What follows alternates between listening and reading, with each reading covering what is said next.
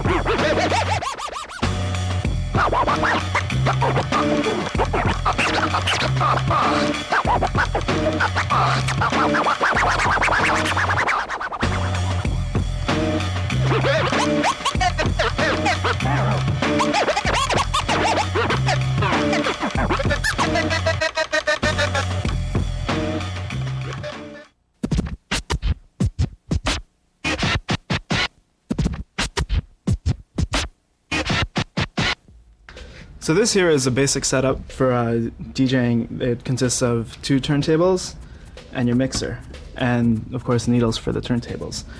If your budget's really tight, you could just get by on 1 turntable and your mixer and the needle for the table. Basically anyone can scratch on any kind of turntable, whether it's a belt drive table, a direct drive table like this one, or parents' old turntable from the 70s. The main thing though, if you want to scratch on any kind of turntable, is that the friction between the record and the platter, this thing here, has to be kept minimal. And that's done by slip mats. They're made out of felt. They replace the rubber slip mat that you get when you buy a turntable. So you take that rubber thing, throw it out, buy this at any kind of DJ store, and yeah, stick it on, and you notice that this thing glides really easily and with hardly any friction at all. So you put a record on top, no friction. Okay, we're going to talk a bit about this thing here. It's called the mixer, and it's the most essential part of the DJ setup because it controls the sound coming out of both turntables. And that's done by using the crossfader right here. Basically what the crossfader does, it controls the sound coming out of the speaker from this turntable. So when the crossfader is all the way to the left, you can only hear the sound coming out of the turntable on the left side of the mixer. And when the crossfader is on the right, you just hear what's coming out of this table. And when it's in the middle, you can hear both. You can also control the sound by using the volume faders for each table.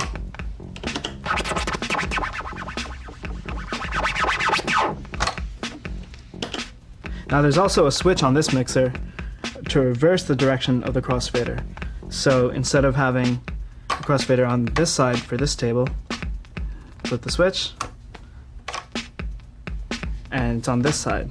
Now some DJs prefer this style with the crossfader reversed because it allows for easier scratching, but then again, it's just a matter of personal preference.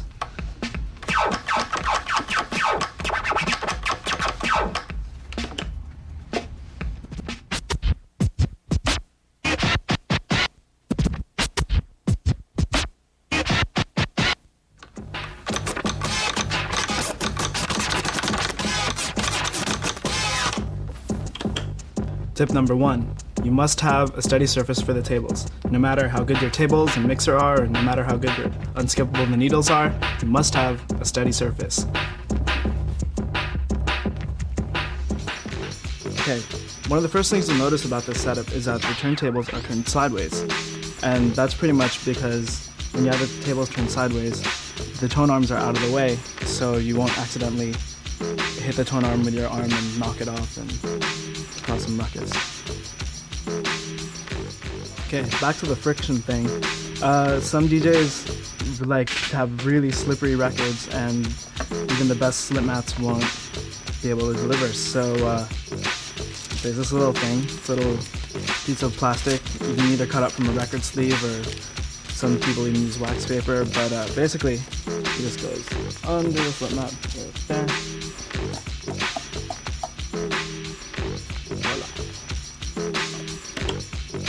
And go as fast as you want. Whoa. Okay, these green stickers right here are used to serve as visual cues for marking samples on a record. Let's take the sample right here.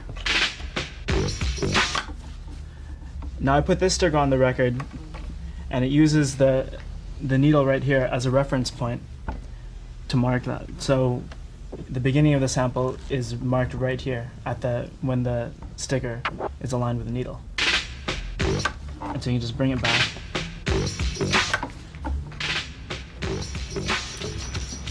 So this sticker here marks this sample. Well, it basically marks any sample on the record, but when it comes to this sample, you have to make a mental note that the sticker is placed right here, just about at, let's say, 9 o'clock. So you always know that the sticker, when it's here, eventually it will come to this sample. And just bring it back. Here we go! Oops. Okay, one of the most overlooked aspects of DJing is adjusting the tone arm weight and height for the needle. Basically, each needle manufacturer has their recommendations on what the weight should be, but the idea is the same. There should be enough weight to keep the needle in the groove of the record, but if there's too much weight on the needle, then it kind of digs into the record groove and wears it out prematurely. So best way to do this is to first balance your tone arm and calibrate it to 0, which means 0 grams of tracking force. So the way you do this is by taking the weight on the tone arm and adjusting it so that the tone arm kind of just like floats in the air. Let's see. Not all the way up, it just kind of floats in the middle. Like that. Like that. So that means that there's 0 grams of tracking force right now. So we take this little dial and you line the little red line up with 0. Now the recommended tracking force for this needle is 4 grams. So we take this and turn it 1, 2, 3, 4. Now this is only the recommended weight. There's a number of external conditions like how old your record is. If your record's really old that you're scratching, then it might skip more, in which case you'd have to increase the weight or decrease the weight or whatever. But yeah, so that's pretty much it for the weight. Let's keep that at 4. Okay, the recommended tone arm height for this needle is 4 millimeters. So it's already set here, but you can adjust it by unlocking this and then moving the little pointer around. And you notice the lower it gets, the lower the tone arm gets. And it just, so there, 4 millimeters. Lock it. There it is. Now this thing here is called the anti-skating. When you adjust the anti-skating, you adjust a little weight here so that when anti-skating is at 0, the tone arm, when it floats, just kind of gravitates towards the center. But so if you're scratching and the needle's skipping, if you notice which direction it's skipping, if it's skipping this way, then it's better to adjust the anti-skating higher, so maybe like 4 or 5, and then you'll notice is that it shifts the weight so that the needle will gravitate away from the center of the record. But that's pretty rare, so for now we'll just set the anti-skating to 0 so that the tone arm will gravitate towards the center of the record. I find there's a lot of different things you can scratch with. Myself, I like scratching with like a lot of storybook records and a lot of, say, you get different sounds out of different records, and I just like sometimes use like whatever records, like I just hear a sound I like and I go back and forth with it. And it's surprising sometimes the sounds you can get from different types of records. So you go underground, you find the ma and pa store in your town. Here in Montreal, it's Science Records. We carry as the latest if we can get them. They're hard to get because everyone's buying them now, but we keep a stock of breakbeat records all the time, which has plain beats for the DJs, and it has tons of samples all jammed together, like a zillion sounds, so they can just fly and practice all day and whatever. It's basically underground, ma and pa level cottage industry still. I mean, vinyl is still there. It's making a huge comeback. I never turn down any records. I never I'll listen to anything if it's got, I don't know, whether it's for a beat to flow to, or if it's got some nice samples, or it got some cool quotes or whatever, then yeah.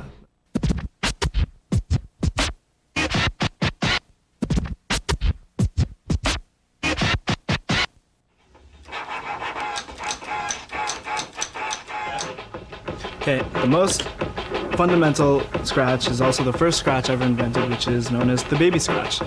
This scratch doesn't involve any use of the crossfader, it's just using your sample and moving it back and forth. Notice that you have this marker to cue where the sample is.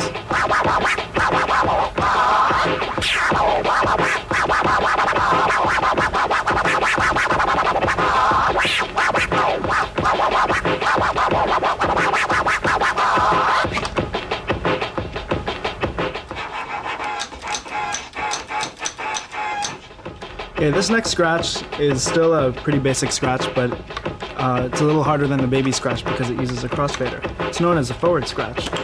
So you have your sample,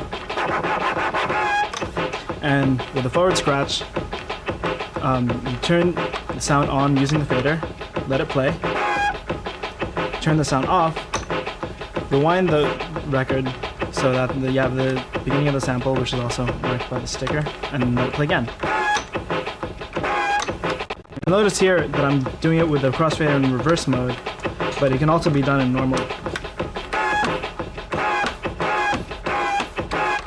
But I just prefer reverse mode. And then there's also the reverse scratch, which is pretty much the same thing, but in reverse, meaning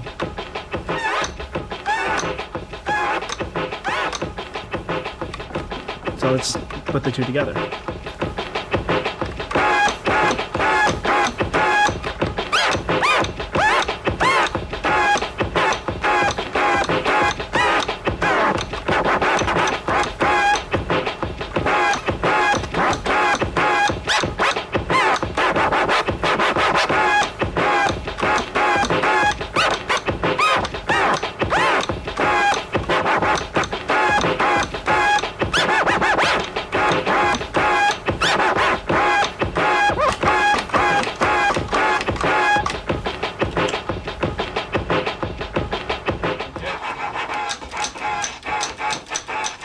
Okay, this next scratch is called the stab. It's very similar to the forward scratch. The main difference is you have more control over the pitch of the record by moving the record quickly, creating a higher pitch, slowly, creating a lower pitch, or just taking your hand off the record and releasing it, just letting the sample play out. So you can combine those and you can be more musical with your stabs.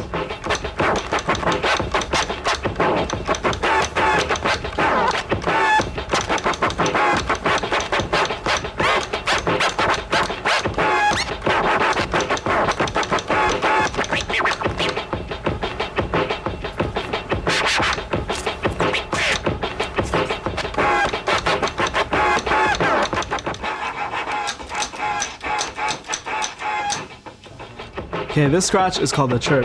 It's a bit more complex because it requires just a bit more coordination between the fader hand and the record hand, but let's get down to it. Start with this sample. And you start the chirp by starting with the fader in the open position. Then when the sound plays, you cut it out halfway through the fader like this. And then you do the same thing in reverse. You cut it in halfway through on the backstroke. And then you just repeat that, and when you do it quickly, it kind of sounds like this.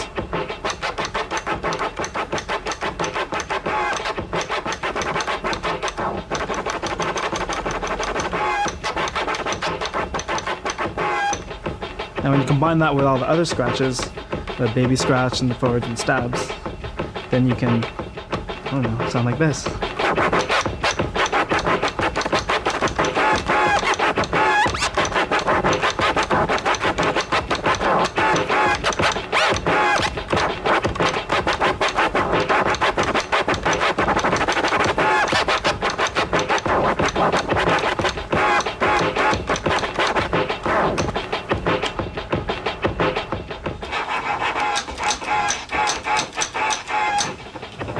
Okay, this next scratch is called the tear scratch. It doesn't involve use of the crossfader.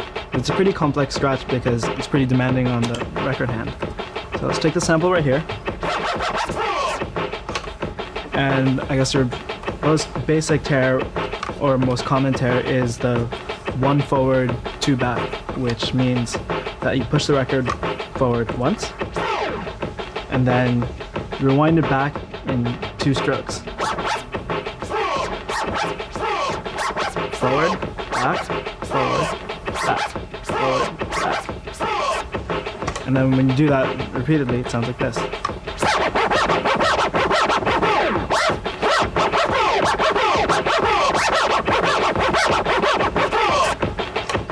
And then there's different variations on that, which include the 2 forward, 1 back.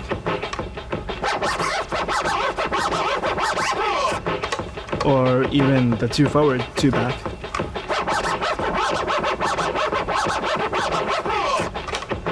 And then you can combine them into, I don't know, into different combinations of tears.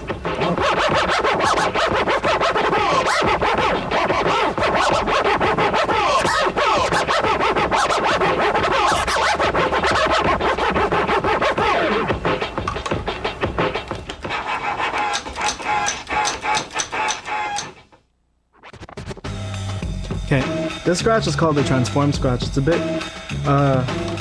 demanding on the fader hand. What you do is take your sample and you move it around pretty slowly, creating your different pitches. And then what you do with the fader hand is just turn it on and off in rhythm, I guess. Or you could, scratch slowly. Or quickly.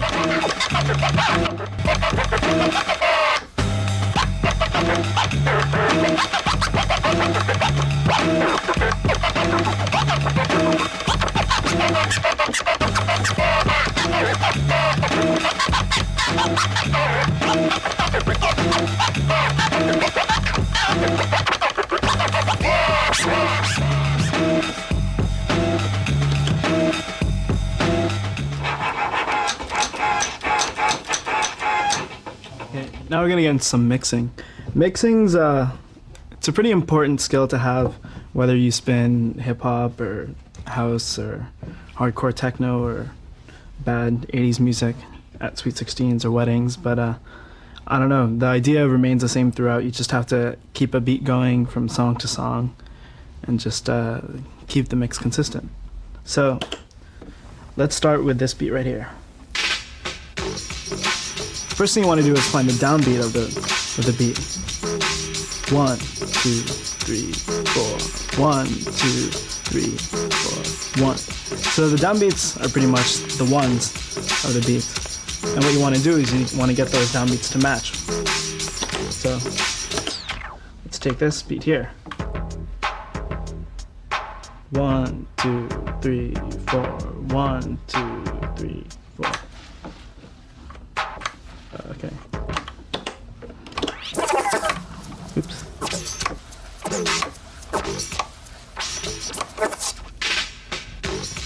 Okay. So normally you would just do this in your headphones, so no one else would be able to hear you, but just do it live for this video. So you notice this one's a bit fast. So what you want to do is slow it down with the pitch control right here. Or you can also use your finger to glide it gently along the platter.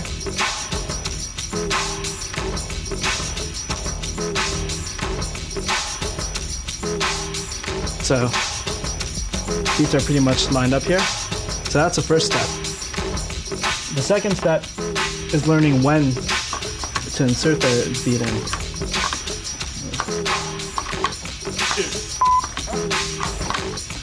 And you basically want to do that on the downbeats to get them to match.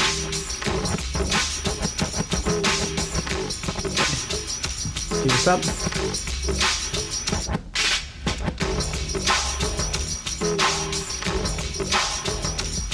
And when you're mixing, you want to blend these two together. So you do that just by blending the volumes together after you make sure they've matched.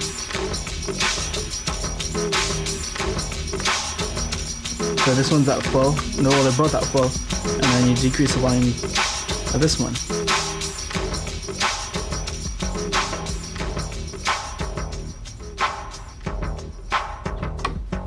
There you have it. It's your mix.